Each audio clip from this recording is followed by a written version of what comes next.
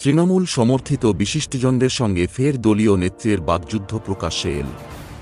এবার চিত্রশিল্পী শুভা প্রসন্নকে নিশানা করে যুব তৃণমূল সভানেত্রী সায়নী ঘোষের মন্তব্য ঘিরে শুরু হয়েছে আলোচনা।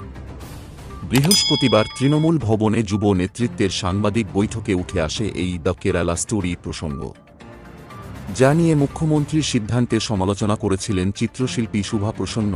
তাতে সায়নী ঘোষের মন্তব্য ছিল, অনেক সময় প্রত্যাশা পূরণ না হলে এ ধরনের মন্তব্য করেন অনেকে, হয়তো শিল্পীর ক্ষেত্রেও তেমনই হয়েছে। এর পাল্টা জবাবে শুভা প্রসন্ন প্রশ্ন তোলেন, ওর জন্ম কবে? তৃণমূলের লড়াইয়ের সময় সে কোথায় ছিল?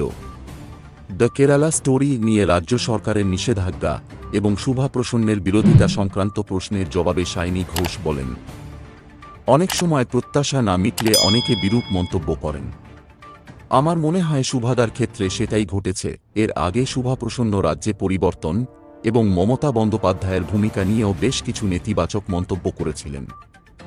সেসব প্রসঙ্গ তুলে সায়নীর আরও মন্তব্য, ওর কি 12 বছর আগে এসব মনে ছিল না? তখন তো সেসব কথা বলেননি, এখন কেন বলছেন? এরপর সায়নীর এই আক্রমণের পাল্টা জবাবে দিতে গিয়ে আরও কড়া ভাষা প্রয়োগ করেন চিত্রশিল্পী। তিনি প্রশ্ন তোলেন, তৃণমূলের উত্থানে সায়নীদের কী ভূমিকা রয়েছে? সিপিএমের বিরুদ্ধে আমরা যখন মমতার পাশে থেকে লড়াই করছিলাম তখন কোথায় ছিলেন? ওর কবে জন্ম হয়েছে?